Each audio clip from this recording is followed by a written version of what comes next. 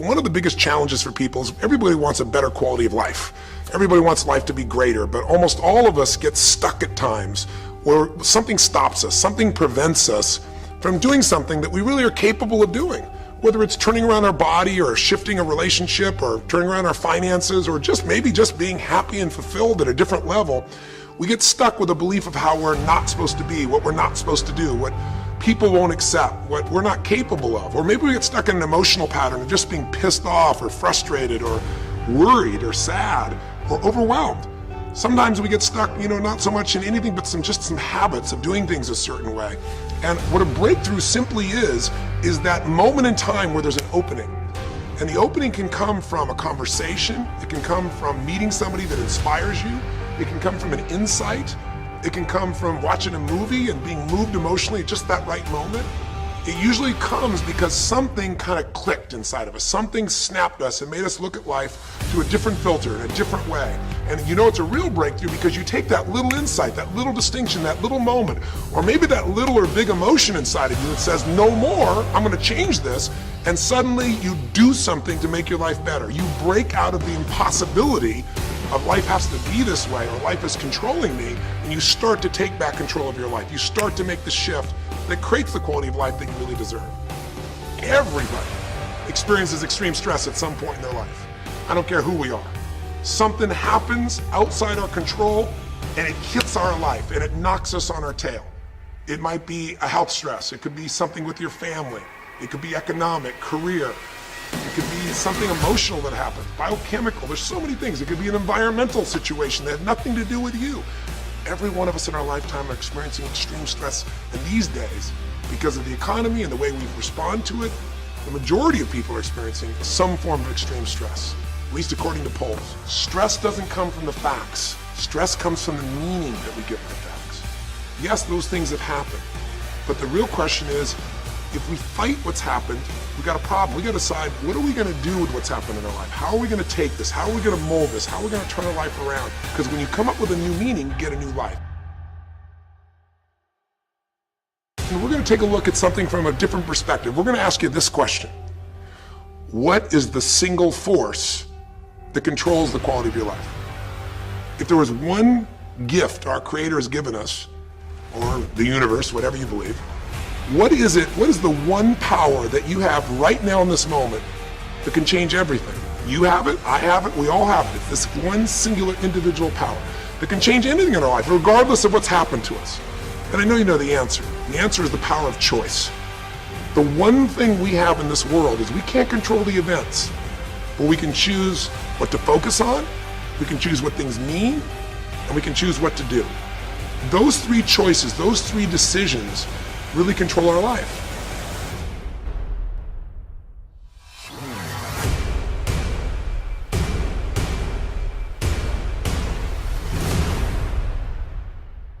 It's not so much the conditions of our life that control our destiny as much as the decisions of our life.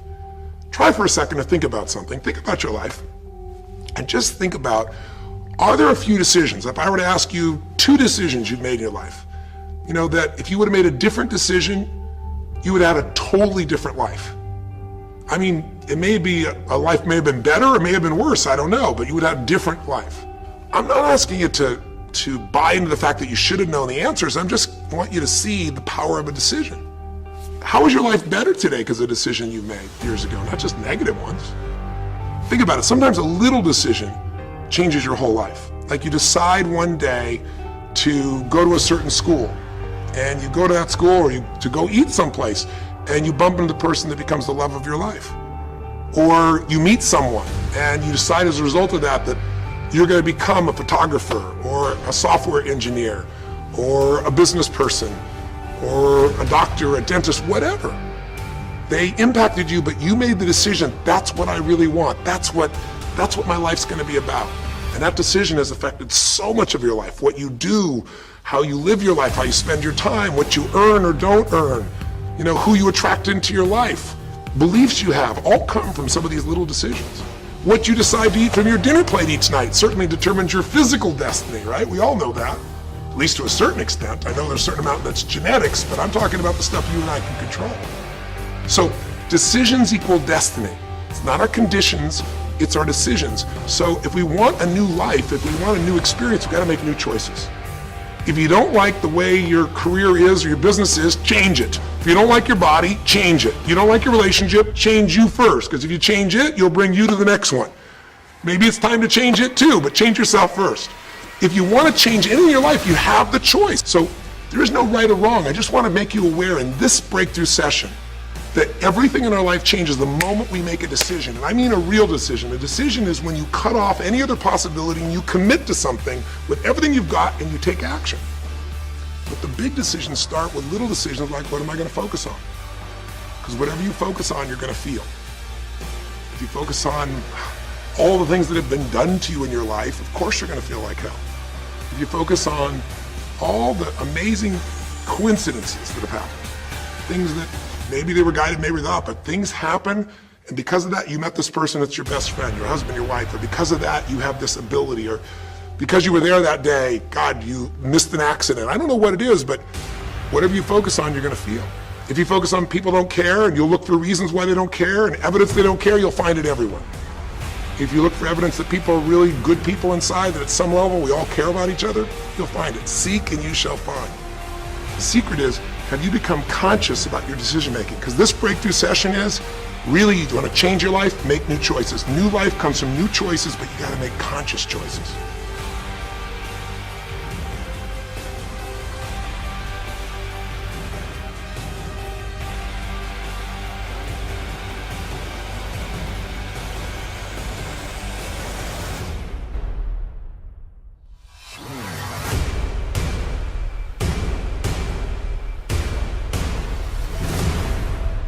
When you make decisions about what to focus on and what things mean and what to do, and you're unconscious, you get pretty terrible results usually. Now, we've all done this. I do it still. We all do. But if you want to change your results, you got to become more conscious in your decision making. So think about it. What you focus on, you will feel. Whether it's true or not. You focus on how people don't care, you're going to feel they don't care. Second decision you make is, what do things mean? So you focus on something someone does and you come up with a meaning, and the meaning is, no one loves me. The meaning is they're trying to take advantage of me. Depending on what meaning you come up with, and you get to choose the meaning of anything. For some people, they say, this situation happened with the economy, and what that means is, I'm going broke. Somebody else said, the situation happened with the economy, guess what? That means I'm gonna work harder, I'm gonna be more creative, it changed everything. Everybody else is gonna quit, so we're gonna dominate the marketplace. For people to do it. Is this the end right now, or is it the beginning? See, whether it's the end or beginning is your choice. You get to decide, because once you make up a meaning, it's true. If you think that this is the end of a relationship, are you going to treat people the same way as if you think it's the beginning of a relationship? No way. In fact, I tell people, if you want to have a great relationship, think about this. Treat people like you did in the beginning of the relationship, and there won't be an end. In the beginning of the relationship, when somebody says to you, would you take out the trash? What do you say? Of course, take out the trash. You're happy to do anything, right? But after about 6 months or 6 years, you go take them out the trash. You go, what do you mean? What, I look like your janitor? Take out your own trash. The meaning we give things is very different, and so we feel different, and our life is different. In the beginning, you'll do anything for someone. Now you make up a new meaning. Why should I have to do that for them? Little choices, like what to believe about yourself, what to believe about other people, whether this is the end or the beginning, start to affect your whole life. And the third decision we make, we decide what to focus on, most of us unconsciously. We decide what things mean, and the third thing we decide is, what are we going to do? We decide to quit because it's overwhelming. We decide to get strong and focus. We decide we're going to turn it around. We decide to wait and see. Ultimately, your destiny is determined by what you do. So, for example, what do you do if somebody comes to you one day and says, you have a tumor? Again, I've had that experience. I use that as a reference point because I've had a lot of intense experiences in my life, but that was one of the more intense ones for sure. Had many, but that was very intense. You know, first, what do you focus on? Do you focus on it's over? Do you focus on why me? Do you give it a meaning that says, I'm gonna die? What do? Do you just go through traditional therapeutic approach? Do you put yourself in the hands of someone else? Do you evaluate this?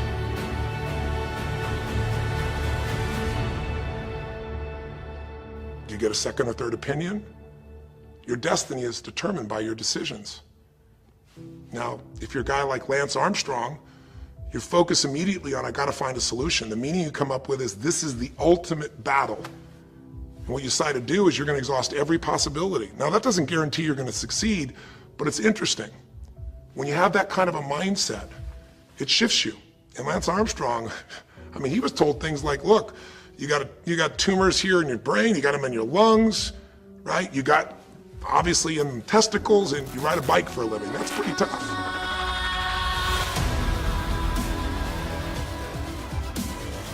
But he made it through all of those pieces. Now, am I saying because he made the right choices?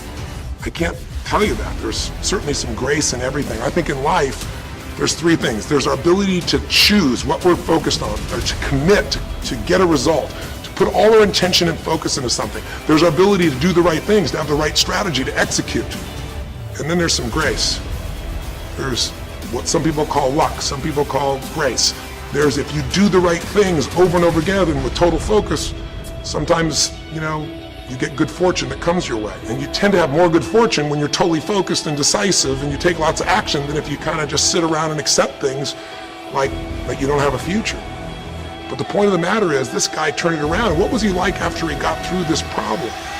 After he had his breakthrough, after he faced cancer, racing against some other guy seemed like nothing by comparison. You're not much of a competitor. I faced death. And he goes on to win Tour de France after Tour de France after Tour de France, breaking every record anyone could ever imagine. What do you do decades ago, half a century ago almost now, and someone says to you, go to the back of the bus, and you're African American? One woman just decided, you know what, you can't take my dignity from me. I can only give that up, and I don't choose to give it up, and I will not go back to the bus. The answer is no. And Rosa Parks changed an entire society. Because that day she chose to focus on something else. She gave it a different meaning. This is not a command. You do not have control over me. And she decided to fight. And she changed the direction of a country and of many other countries. She started something. We forget that you don't have to be famous to have the ability to change at least your own personal history, to change the direction we go in our life. We have the power to choose, even if you haven't before. You can finally say, no more, I won't put up with that, within myself or from anybody else. And here's what I'm going to do differently. That's where the breakthroughs really start to happen. Now the question is, why do some people stand their ground and make something change versus other people just kind of accept things? Why do some people make bold decisions and other people make decisions that are based on trying to hang on to what they've got?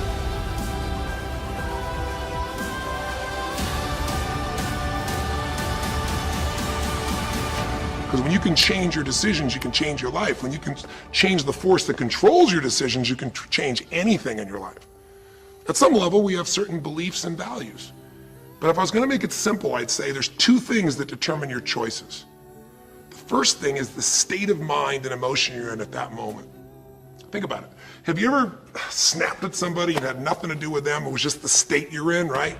You were frustrated, you were pissed off about something, and in that state of mind, whatever they said got interpreted through that state, and you made up a meaning like they were an irritant or they were interrupting you, and they weren't. You probably felt bad afterwards. When we get in the wrong state, we make the wrong decisions. When you get in a strong, empowering state, you'll make a better decision. Learning how to direct your state is a big part of what my work is with people, and it's a big part of what I do in my seminars. But the other thing that affects your decisions would be what I would call your story or your blueprint. We all have kind of a story about how our life is supposed to be. It comes from a set of life experiences, interpretations. Some people think life is all about getting theirs. Some people think life is about growing and contributing. Some people think life is about making judgments. Some people think life is about saving other people's lives. Some people think life is about being successful. Some people think God is the basis of everything, and the way to know God is to go through life in a very specific way with a set of rules, and they follow it. And that's what they believe. Whatever your story is, whatever your blueprint is just another way of saying whatever you believe is how your life is supposed to be, at some level, we either follow that blueprint or we fight it. If we follow it or we fight it, we're going to find that we're going to bump into things in life where life isn't always the same as we expect it to be or think it should be. And that's where we start to experience stress.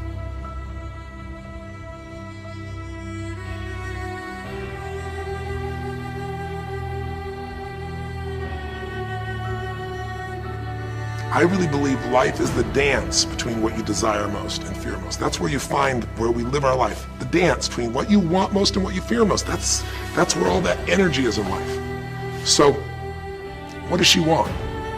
She wants to be famous. She wants to be able to sing and have everyone hear her voice and be able to touch everyone. She wants to contribute.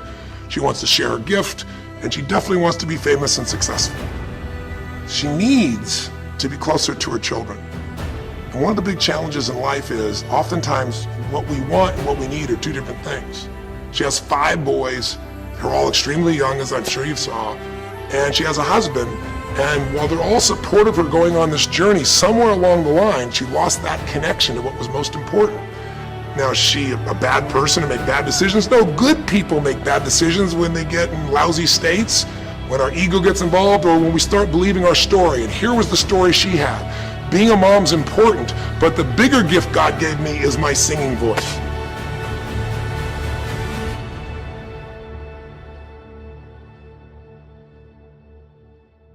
And once we get seduced into a particular story and we start to believe it, it takes a hold of our life and it controls all of our choices. And then pretty soon, bad choice on top of bad choice on top of bad choice starts to affect our life. Can you relate?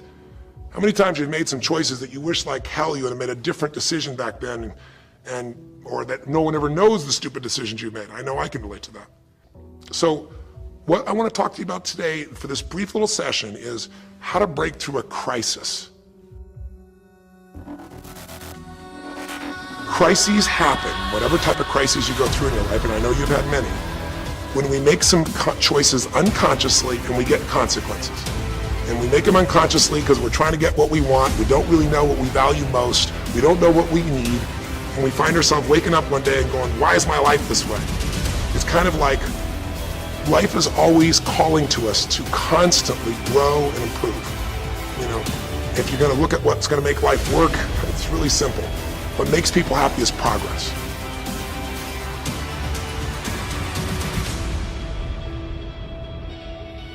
We're happy when we're progressing. If you're overweight, but you leave today and you say, you know what, this breakthrough thing, what I got out of today for me more than anything else is, I've been stuck waiting for some magical diet, some magical exercise plan, some magical time in the future when we have more time. There is no more time. I don't need to wait for that. I'm just going to make a decision today to get started. I don't need to go out there and go interview 20 trainers and get online. I don't need somebody to give me a perfect plan. I need just to pick up my shoes and start walking. I need to just get somebody behind me who just goes, run! I don't need to wait for perfection. I'm gonna do something right now. I choose to get fit, I choose to walk, I choose to run, I choose to go join a club. I'm doing it now. A breakthrough happens the moment you make a new choice. And you don't have to wait. You can just get yourself in a new state. Maybe this tape will get you doing, or just have to have a new thought that says, you know what? I made choices in the past. I'm overweight because I chose to eat this and this. I'm not going to eat it anymore. I'm changing now. You can change your whole life real fast with just a few choices. But if you don't make the right choices, eventually you're going to face a crisis. Crisis is when you made so many poor choices that sooner or later life shows up, and instead of asking gently for you to change and improve, to grow, to make progress, to be happy, life, when it's a crisis, now demands change. It isn't asking anymore. We borrowed money as a society and we overspent and we talked about changing and we knew we had to change, and now a crisis happens and guess what? Nobody has a choice. The game has changed. And what crisis does is it melts us down. It melts us down so that we can recast our life. We can remold ourselves. And usually on the other side, our life is greater because as we go through that crisis, we have to grow. Everybody wants change, nobody wants to do it. Everybody, I should say, wants progress, but nobody wants to change.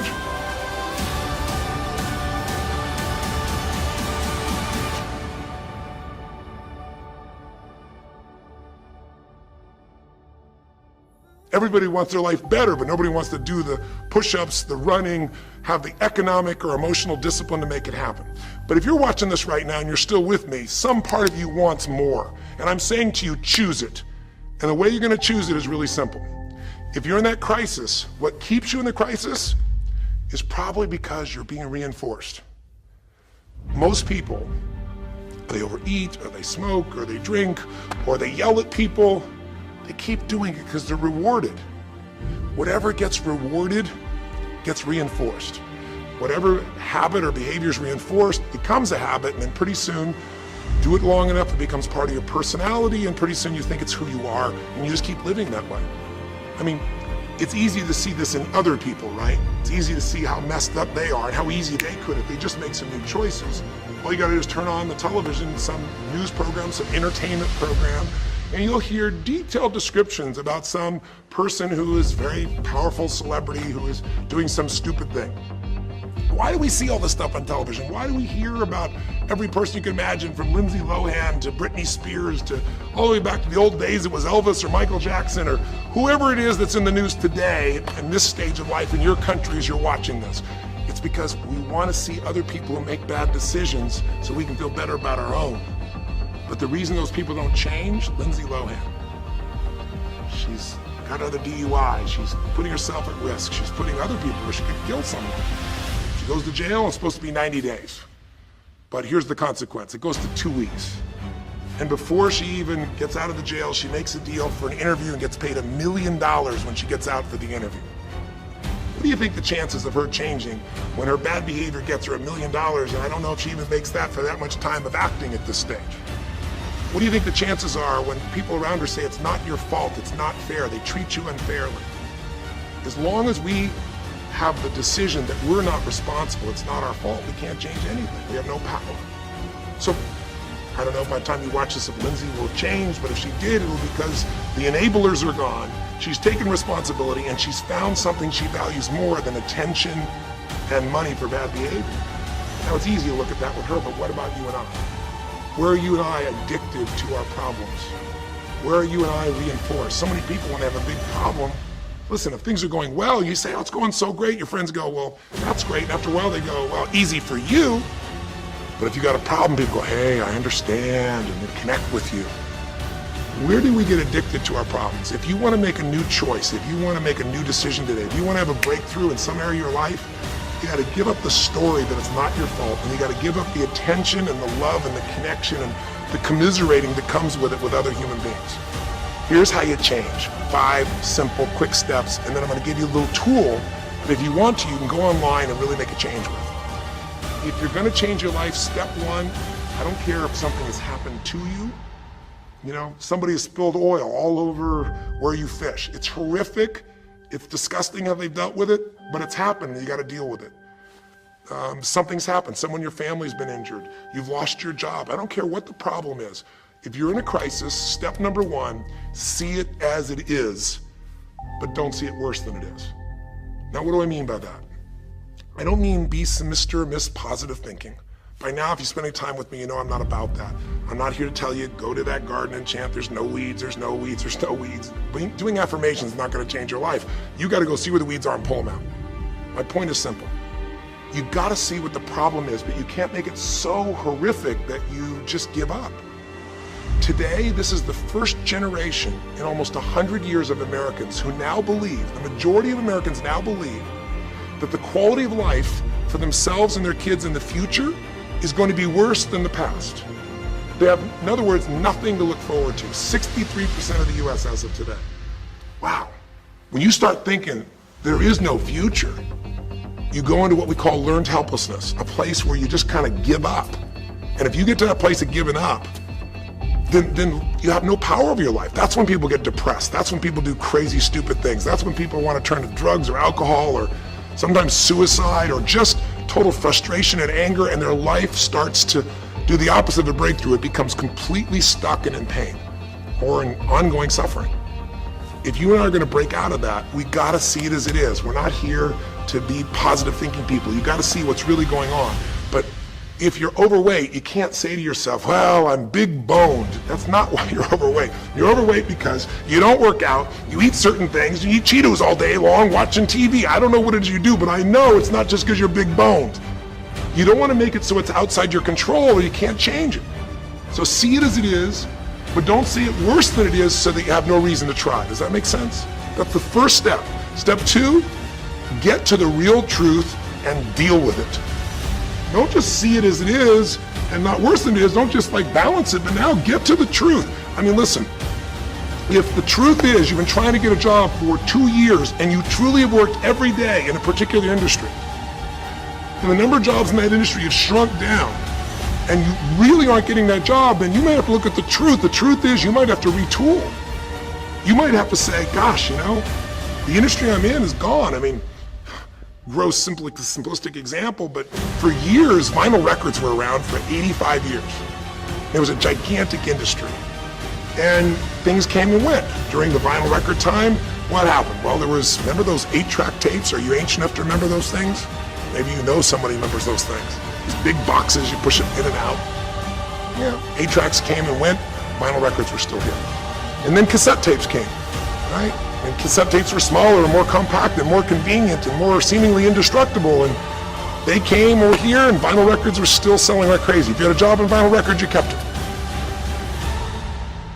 But then a little thing came along called the CD. And when that happened, almost overnight, you saw an entire industry that's been around almost a century was gone. If you were the guy that worked in the vinyl record factory and knew everything about it, it was the second generation, didn't matter. It was over. And now we laugh about a CD, right? Because everything in this digital world you can have instantly. Who wants to put it on a CD? Pretty rare, still available. In vinyl records, maybe there's a small market of people that are collectors, but it's gone. My point is, if you're in the vinyl record business, you got to tell yourself the truth. You got to see it as not worse than it is, but you also got to get the truth and deal with it. You got to deal with the cards you're dealt. You're going to have to retool. You're going to have to change something. You might have to move. If you live in the Gulf, and I don't support anything that's happened there, who could?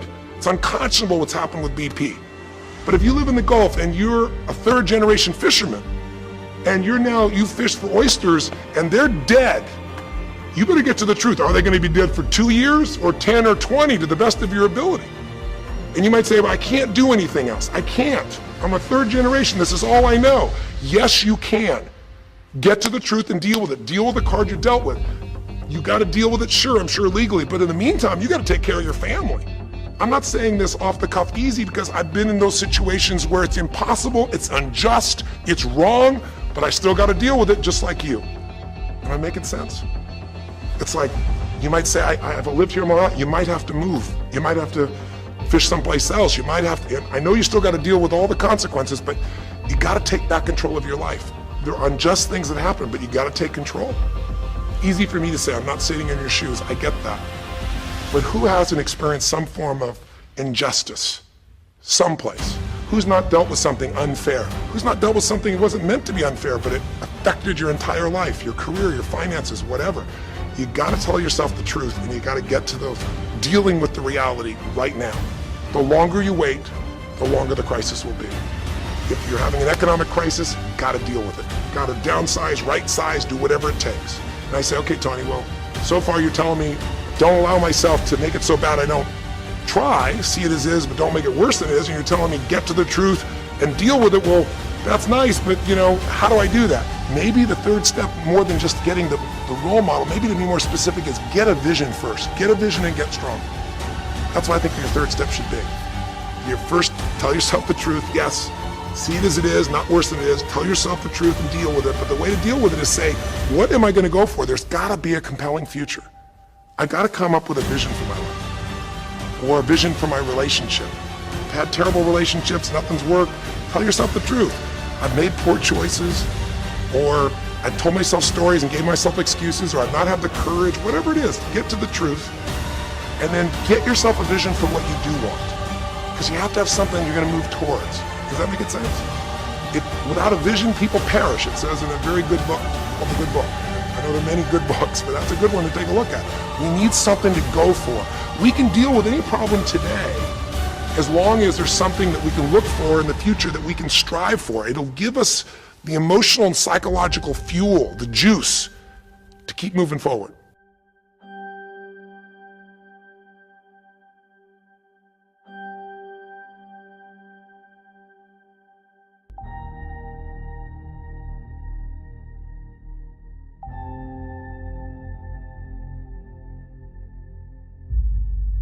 So you got to come up with a vision, and a way to do that, we'll call that step 4. Get a role model. You might get the vision from a role model, you might get the vision just from coming up with a new idea. But in order to figure out how to go from where you are to where you want to be, to close the gap from where you are to where you want to be, it's best to learn by other people's experience whenever you can. So get a role model, get their strategy, and go to work. Get into action. So I'll give you an example. years ago, when I was first starting to try to figure out how to build myself financially, I grew up at a time when, just as I was starting to do well, this big recession happened. And I remember I was like 29, 30 years old, I think, and maybe 31. And I was doing okay. And then all of a sudden, there were all these business challenges because we went through this severe recession back in those days. And I remember at the time, everybody was downsizing and freaking out. And I thought, you know what?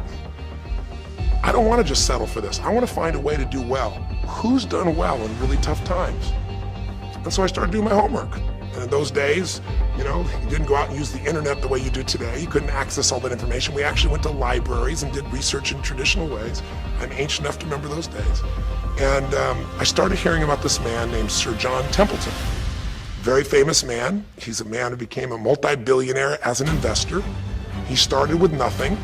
But what was interesting is when I started to find out about his story, because here's a guy that when he's a young man, he's called Sir John Templeton now. He was actually an American originally, and he wasn't Sir. He came from a very poor family, and he just decided that in his life, he wanted to not only do well financially, he wanted to do so well he could help other people at any level that he wanted. And today, by the way, he's passed, but before he did, he created the Templeton Fund, and he also created a fund that now delivers money, gives money each year, Templeton Prize, to people that do good spiritual works, and it's larger than the Nobel Prize, and it continues to go on. The guy started with nothing, and here's how he did it. Listen to me now. The reason I look for him as a role model is because he made all his money in the worst of times. He made all his money when people were going through the equivalent of the deepest recession or depression possible. His whole belief was, and this is different than almost anybody else you see around you, was pessimism was the secret to success. That what he wanted to do was make money when people are most pessimistic. Because when people are optimistic, they want you to pay for their house a huge sum of money. But as they start getting more and more pessimistic, where pretty soon they think they can never, the house is the worst thing to have, they'll virtually give you the house. They'll virtually give you the business. And so he made all his money starting in World War II. When the war broke out, when Hitler invaded over in Europe, he took all the money he had and borrowed total money of $10,000, a total amount. He bought with $10,000 every stock on the New York Stock Exchange that was $1 or less that he thought might be useful, including some companies that looked like they're going to be bankrupt. But he did it when people were the most pessimistic. Because if you recall, it looked like Hitler was going to take over. It didn't look like we were all going to be the winners. It looked like Hitler was going to dominate. And when people were that scared, they would give up anything they had just to get a little bit back. And so he bought all the stock that eventually made him a multi-billionaire. He became a billionaire because after things changed, after the war, just 5 years later, and the economy started to surge, everything changed for him. Where do you think he invested next after World War II? Where was a country that was pummeled, that was down, the factories were basically turned into mud? Japan. You could buy things for pennies in Japan that would have cost you hundreds of thousands of dollars before, and he did. When everyone was most pessimistic, he went and did well. And then he sold when the 80s surged and when everybody thought Japan was the greatest country on earth and had the biggest businesses. He sold and made his maximum profit when people were overly optimistic. He did the same thing down in South America when inflation went crazy. This man spent his entire life basically having a strategy of how to succeed when everybody else was scared. I tell you that because he's a role model. What he did, how he did it, it's all in writing, it's crystal clear. You could do the same. But you won't be able to do it when you're telling yourself the sky is falling and it's over. When you see it worse than it is, you'll just give up. You won't do it if you don't tell yourself the truth is, you know what, this system isn't working. I got to do something. I got to change my finances. I got to change my job. I got to reach. If you don't tell yourself the truth and deal with the truth, the real truth, nothing's going to happen. You won't ever even think about a guy like John Templeton if you don't have a vision that says, I don't care how the environment is, I'm going to find a way to do well. And you won't do well unless you get a strategy based on a role model who's really done it. My whole thing is this: if anybody has something you want, they aren't lucky. They did something. If you model them, if you take similar steps, you can produce a similar result. Make sense?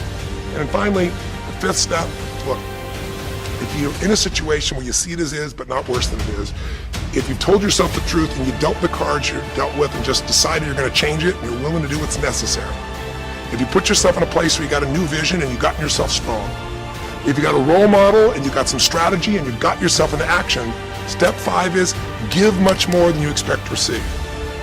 Simple as that sounds, if you find a way to meet people's needs in business, in an intimate relationship, meeting your kids' needs, anybody's needs, the whole game changes.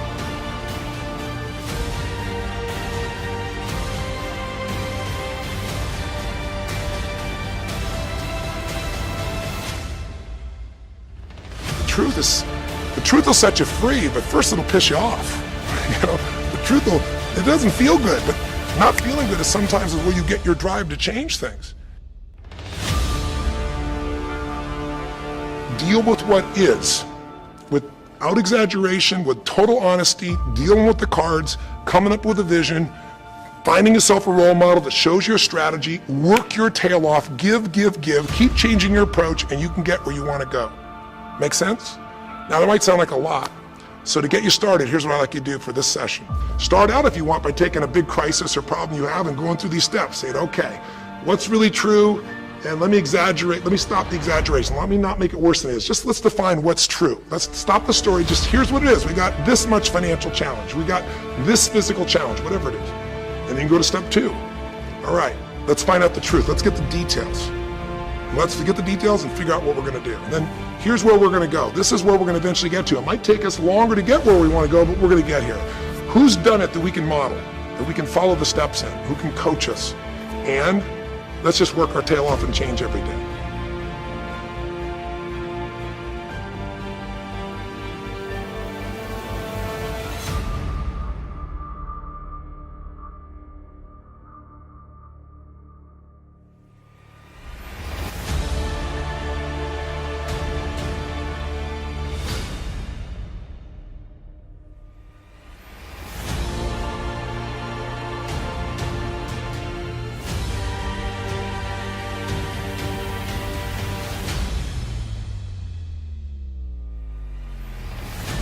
But to give you a quick jump, sometimes when you're in the middle of crisis or crises, multiple crises, lots of things going on simultaneously, it feels a bit overwhelming. So, and you might not know a role model. And I'd say, Tony, I don't know who. Well, not hard on the internet these days to find role models, or come to an event.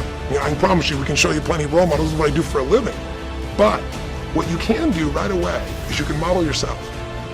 Think about it. Almost everyone alive has been through more than one tough time, crisis or multi-crises, where you're having a problem financially and you're having a problem with your family and you're having a health problem all simultaneously. Those are the intense ones, right? But if you're standing still today, most of us have found a way to get through it. And if you don't, you know someone who went through a tough time, a grandmother, an aunt, an uncle, somebody. The greatest way to make that change happen, when you break out of it, you break through, you break out of a problem, you break out of a crisis, is model yourself.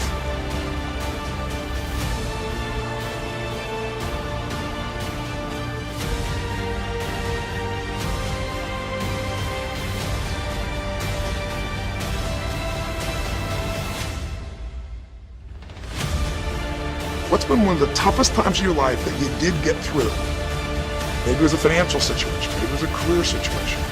Again, maybe it was an intimate relationship where you were crushed, you thought you could never make it through all the pain you went through there. Maybe it was a physical challenge, a health challenge. Maybe it was a lack of confidence or ability. I don't know what it was, but what was it just incredibly tough time that you did make it through? You go back and you think about that situation. What pulled you through? What pulled you through that situation? What did you learn? What distinction? Or did you get a strategy? Or was it a belief? Or did you meet someone who helped you? Or was it just somehow you clicked into your faith and you kicked yourself into gear? What pulled you through those tough times?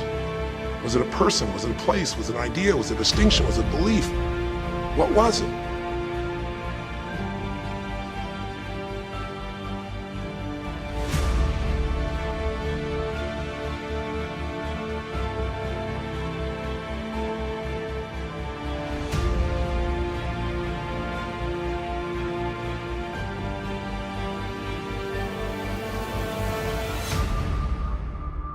What did you do to go from where you were to where you are today? What did you do to get over that situation? What did you do to get through that situation? What did you do to turn it around? What action did you take? Who did you go learn from? What skill did you go get? What did you physically do? Kind of give us the description of what you did, because we all want to know. Because you can provide us a pathway You may have been through a crisis that someone else is going through right now, and they can learn from you. They can learn the shortcut.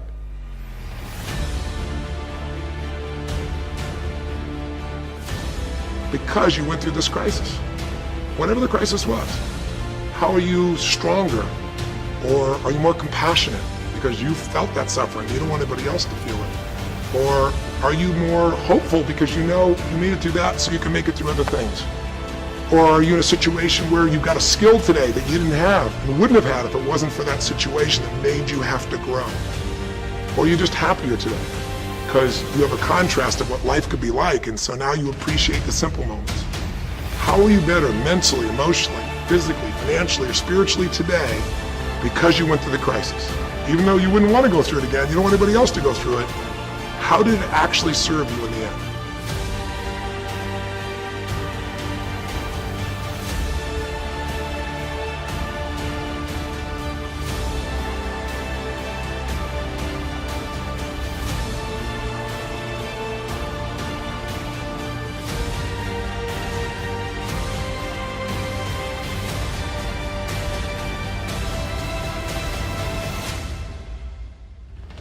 Who here has ever failed? Who's here has failed miserably at something you wanted to achieve? When you failed, why did you fail?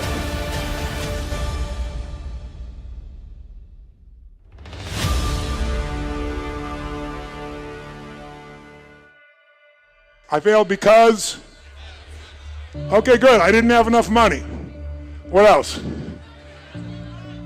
Didn't have the right technology. Good, sir. Why'd you fail? I had the wrong people. They say I had the wrong leader. Isn't that interesting?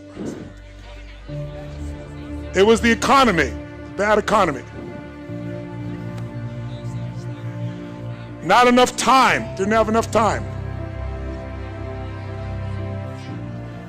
Now, I asked this question for the first time about 7 years ago. I was at this place called TED. Anybody watching those TED videos? And TED didn't have a website or anything at that stage.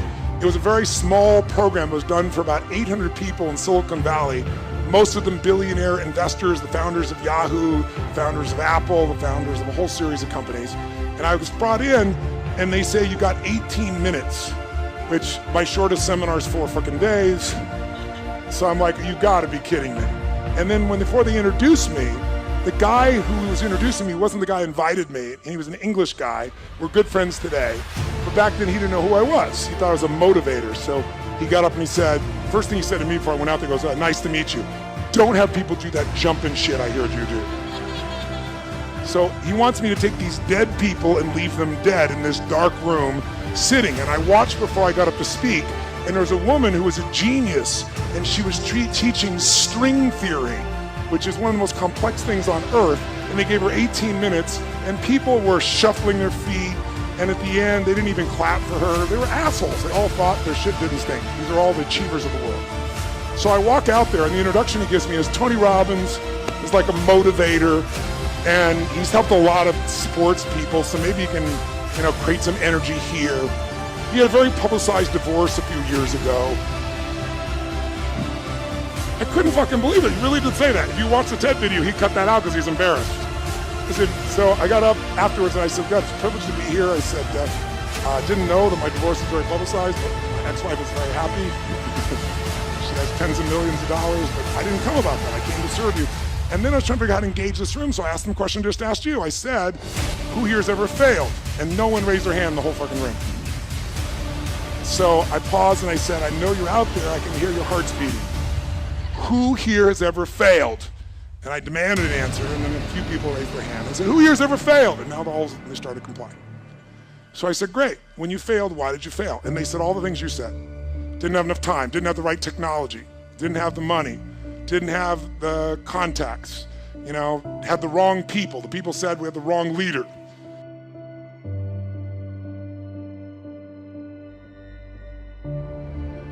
Because let's just do this logically. Everything you people have told me, I didn't have the technology, I didn't have the right contacts, I didn't have the time, I didn't have money. Everything you've told me, I didn't have enough Supreme Court justices. Those are resources.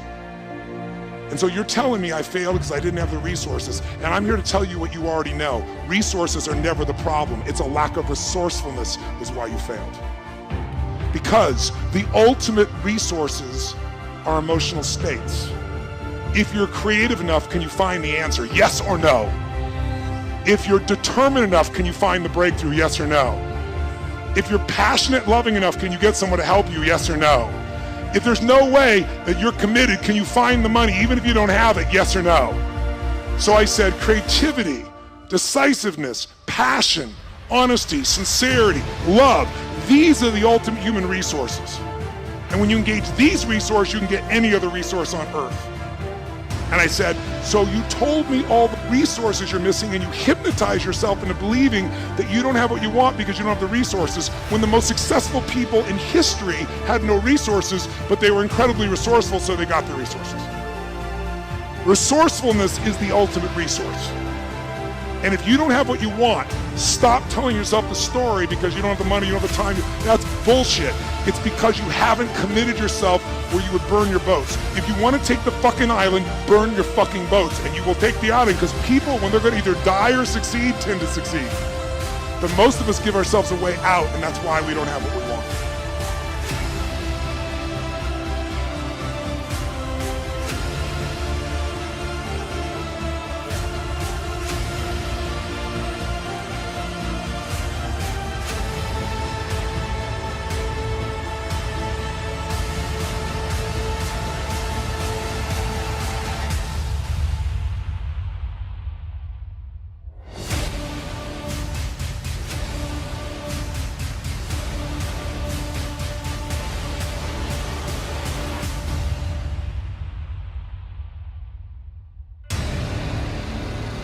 So if you and I really want to know what's going to take to get your dream and make it real, it's to stop all the things you told yourself that aren't. And I'm here to tell you what I said at the top of our discussion. 80% of success is psychology and 20% is mechanics. That's true of running your business. That's true of your intimate relationship. That's true of your body. That's true in your level of happiness. So you got to know the 20% because that gives you the edge, right? Those strategies, but you got to know the psychology. If you're in business right now, there's a few things. The chokehold, since, again, how many own a business? So I'm real clear. Really do own a business. You're not thinking about it, you own one. Raise your hand so I can see. Shit, most of you, I'm impressed. So if you own your business, I'll tell you right now, the chokehold on the growth of your business is you. It is not your people. It is the leader of this organization. The leader is the chokehold, and the chokehold comes in one of two forms. Your psychology. You think you've tried everything. You've tried everything but what fucking works. Who knows what I'm talking about here, right? Or it's a skill that you're missing. Like you really are incredible at writing code, but you don't know shit about accounting and finance, and it's eating your business alive. Because I gotta tell you, 96% of all businesses in a 10-year period of time go under. Only 4% make it. By the way, make it doesn't mean that you succeed and have any money, it just means you're still standing. 4%. And by the way, after 10 years, you're set, right? There's no more challenges. Ever heard of a company called Lehman Brothers? Right? 100-year-old company. If you took their gross revenues and added them up, it'd be $1 trillion over the decades. $1 trillion with a T, and they're no longer here. That's how competitive the world is today. So if you got into business and you're in it right now, I love you, I respect you as a brother or sister, and I know you're a crazy son of a bitch just like me. You have to be. Who gets in a sport where the longer you play, the more likely you die? You're a gladiator if you're in business.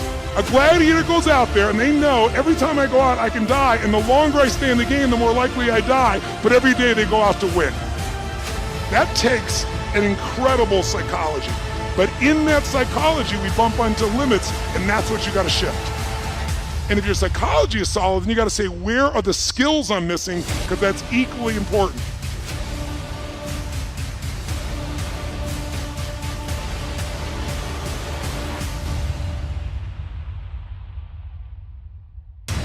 I created a brand, and that's why I have the privilege to serve you.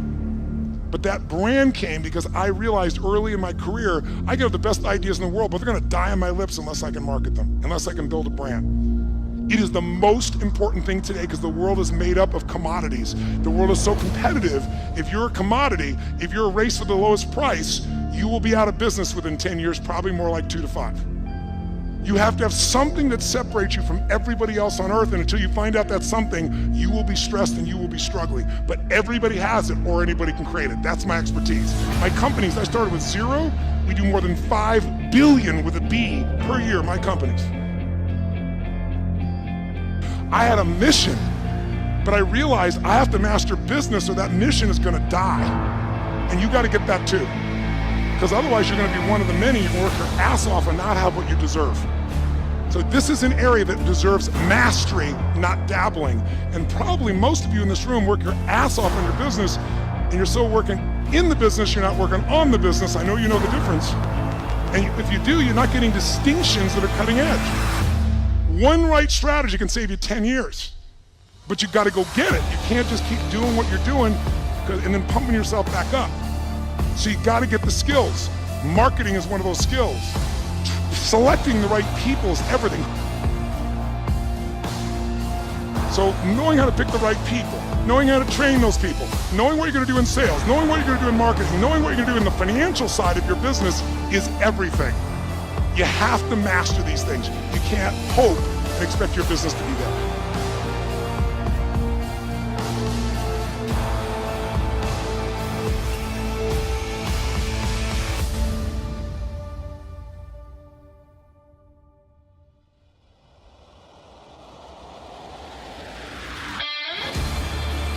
A breakthrough is when there's something you struggle with for a long time. You say you're gonna change, you say you're gonna make it happen, you're gonna lose that weight, you're gonna grow your revenues, you're gonna make that profit, you're gonna make something happen, you're gonna find that relationship, you're gonna stop smoking, and you get right near the edge, and then you pull back. Who's done this multiple times before, but then finally had a breakthrough. You broke through and actually changed it. Say I. So jot down what a breakthrough is, and let me give you the 3 steps of it. A breakthrough is a moment in time. That's what it is. It's a moment in time. It's a moment where suddenly what was impossible becomes possible. For that to happen, for the impossible to become possible, and for you to have action that's going to get results, really, I found over the years, any kind of breakthrough that you're going to have requires 3 things to it. And if you never see me again, and you're ever in a place where you say, I'm sick of fighting this, I'm sick of not getting results I want, I don't want to just learn more, I want to break through. If you remember this and go back to this simple formula, and by the way, I've made this simple purposely. You know why? Complexity is the enemy of execution. The more complex you make it, the less likely you're going to execute. I'm so good at getting people to do things because I make it so damn simple, you can't miss it. So let's do it. What's it going to take to have a breakthrough? Before I tell you, let's have you think of an area where you once fought and you finally had a breakthrough. For you personally, what's an area where you pushed and pushed and pushed, you couldn't do it, and you finally made yourself do it and broke through?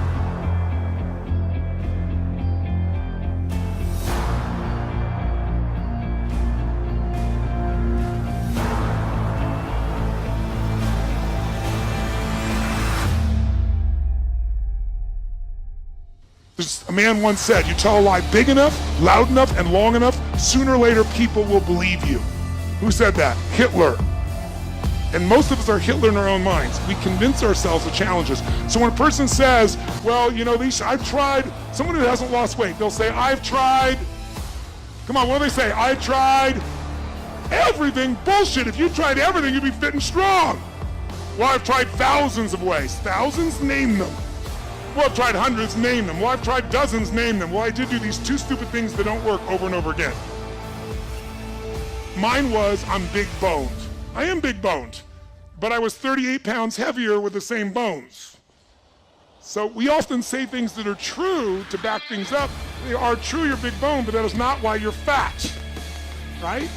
So the story keeps us from it. If you don't have the relationship you want, what's the story? All the good ones are gone, and they're gay and I'm not. Or they're not gay and I am. That's the story. The story is there. In fact, write this down. The only thing keeping you from getting what you want, the only thing keeping you from getting what you want is the story you keep telling yourself about why you don't have it. The only thing keeping you from getting what you really want is the story you keep telling yourself about why you don't have it yet. Here's what I say. Divorce your story and marry the truth. Divorce your story and marry the truth. And don't make it one of those divorces where you revisit with your old past belief system again. Divorce it, cut it off, and marry the truth. The truth will set you what? But you got to develop the empowering story, because without that, now some of you think an empowering story is the one that allows you to keep going at what doesn't work. I'm not talking about a story where you cover your ass and explain that you're still going to achieve what you want someday in the future, because no one can argue with that because the future's not here, but really you're not doing anything to change significant. Who knows what I'm talking about here? Say I. So you've got to find a story that's going to empower you to act, a story that's going to get you to find the breakthrough, because otherwise, with a lousy story, you'll never find the strategy, or you'll come up with a reason why it's too expensive, you can't get there, you can't access it, or you'll even get the strategy and then half-assed apply it just so you can reward your story that says it doesn't work because I tried it. If you want to know the difference in people's lives, it all comes down to what are the things that are must for you versus shoulds. So let me tell you this. We said to have an extraordinary life, you got to have an extraordinary psychology, right? Extraordinary psychology means you got to live in an extraordinary state. To be in an extraordinary state, you got to condition your nervous system, your body, your physiology and focus to be at their best. Do you agree with this? Yes or no? Then to do that, though, you can do that. Why doesn't everybody? Not because you can't. We all have the ability. It's because of our standards. I remember a time early in my career, I was about 24, and I went to do a seminar in Boston. And in those days, a big seminar for me was like 125 people. It was a 3-day seminar, and we worked around the clock, and people made such extraordinary changes in their life. And at the end of it, I was feeling so fulfilled. I was thinking, my God, I'm 24, maybe 25 at the time. And I am so happy because I have found my mission in life. I'm doing what I love. It's making a difference in people's lives. This is extraordinary. So we finished about midnight on the Sunday night. And around midnight, I'm still wound up, so I don't feel like going to bed. So I decided, okay, let me take a walk here, and I decided to go through Copley Square. If you've been through Copley Square, it's a pretty neat place. Because in Copley Square, you can look up and you can see buildings that were here before we were known as the United States, and beside them you see skyscrapers that are new. It's a pretty cool place. So I'm walking around midnight on Sunday night. There's nobody in Copley Square midnight on Sunday night. And I'm walking along, and I see this guy in the distance, and he's kind of stumbling back and forth between the gutter and the sidewalk. He has a long trench coat on, his head's down like this. He's holding a brown bag, and I can start to smell him even before I get there, and I'm thinking, this guy's obviously drunk. And as I started to get closer, I thought, I bet he's going to beg me for some money. And sure enough, whatever you focus on life tends to happen, doesn't it? So sure enough, he gets real close to me, and I thought all of a sudden he wasn't going to do it. All of a sudden he popped his head up. It was really weird. Mister! He had this really bizarre looking sounding voice. He went, Mister! Could you loan me a quarter? And I thought, do I want to reward this behavior? And then I thought, I don't want him to suffer. Do you have this dilemma sometimes? Like, I'm not here to judge. So years ago, I finally decided I always just give. Even if the person's pulling a scam, that's for them to deal with. If I have the ability, then I give. And so I thought, but could I teach him something? So I asked him a question back. I said, is that all you want is a quarter? So he goes, yeah, just 1 quarter. 1 quarter changed my whole life. 1 quarter. I said, really? He said, yeah, 1 quarter. So I reached in my pocket, and I pulled out my money clip. And in those days, I was, very young, just starting to succeed. And my original mentor was a man named Jim Rohn. I don't know, how many have heard of Jim Rohn? Yeah, he's a great guy. And Jim told me, he said, Tony, look, you've come from a poor background. You got a poor psychology. You got to change it. He said, you don't have any money, so pretend you do. He said, start training your brain. Condition it. He said, go save all your money, get $300 bills, and put them on the outside of your money clip, even though you only have $5 in between them. So every time you put it out, you'll see that, you'll feel inspired, you'll feel better. He said, you'll feel better, you'll do better. So I was like, okay. So I did. So I pulled my money clip, and sure enough, I got $300 bills in. I made sure he saw the bills. So I'm tearing through that, right? Looking in between there, see if I can find some change. But I made sure he saw it.